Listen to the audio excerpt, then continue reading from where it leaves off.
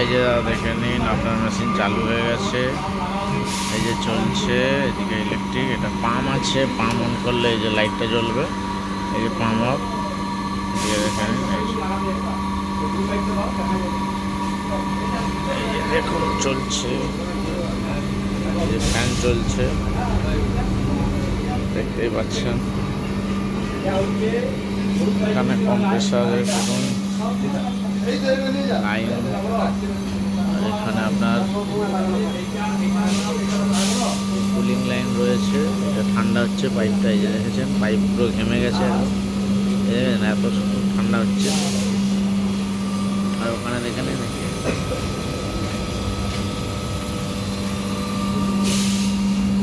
পুরো machine ready আছে, পুরো ওকে আছে।